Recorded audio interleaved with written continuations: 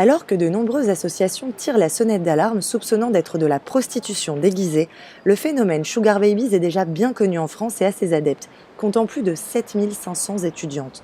What's Up TV est allée à la rencontre de l'une d'elles.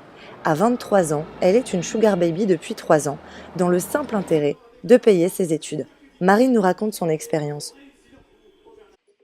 Sugar Baby, c'est un site où clairement on vous demande, Pas votre CV. on vous demande pas de donner un CV ni même d'avoir des compétences intellectuelles, mais Ouais. plutôt des qualités physiques, si vous voyez ce que je veux dire. Vous avez fait des rencontres, je suppose. Oui, Vous avez vécu, parlez-nous de votre première expérience en tant que Sugar Baby. bah, au début j'étais attirée par rapport à cet aspect d'avoir de l'argent facilement, mais en même temps j'avais une certaine appréhension. Bon, ma première sortie, c'était avec un sugar daddy. C'est comme ça qu'on les appelle. Enfin, c'est les noms qu'on donne justement à ces hommes à qui on rend service D'accord. d'une certaine manière.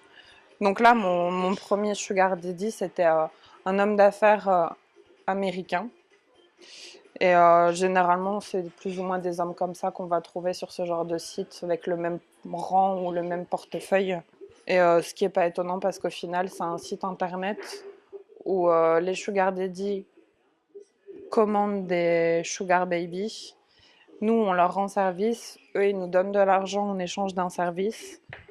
Et eux, pour accéder à ces prestations et ces profils qui sont les nôtres, ils payent une somme comme 42 € par mois. Donc, c'est pas à la portée d'un étudiant. Est-ce que vous considérez cela comme de la prostitution? Non, franchement, non. Je suis pas une pute. Enfin, c'est un homme, il a des besoins. Moi, j'ai des besoins. Je surviens à ses besoins, lui également. C'est un échange de bons procédés. Et, et tout cela vous apporte combien chaque mois? Sincèrement, ça dépend des clients. Des fois j'en vois plus, des fois j'en vois moins. Mais j'ai envie de vous dire, dans tous les cas, je gagne toujours plus en une seule soirée avec un sugar daddy qu'en un seul mois de salaire. Vous voyez ça comme une activité à long terme ou c'est juste le temps de terminer vos études? Moi, franchement, je veux principalement terminer mes études. Après, j'ai sincèrement pas envie de garder contact au-delà après avec ces personnes. C'est-à-dire, je sais pas si je vais me sentir bien, si je m'assumerai en tant que future femme, si je garderai des séquelles peut-être de ces années passées. Parce qu'on dit que généralement, les années universitaires, c'est censé être les plus belles années, on en garde les meilleurs souvenirs. Là, je sais pas si j'aurai envie de garder des souvenirs de ces années.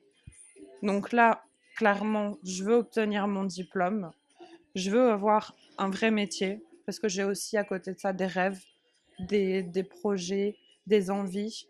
J'ai envie qu'à l'avenir, je sais pas, que même si mes parents, ils n'ont pas pu m'aider financièrement pendant ces moments précis où j'avais besoin d'eux, même s'ils ne le savaient pas réellement, qu'ils se disent je suis fière que ma fille soit arrivée à ce niveau-là. Parce qu'après, ils sont pas au courant, ils seraient certainement pas d'accord avec les actions que j'ai pu mener. Et c'est normal, c'est pas l'éducation qu'ils m'ont inculquée et je les respecte pour ça. Donc clairement, je veux et je me dois de réussir, que ce soit pour moi et surtout pour eux.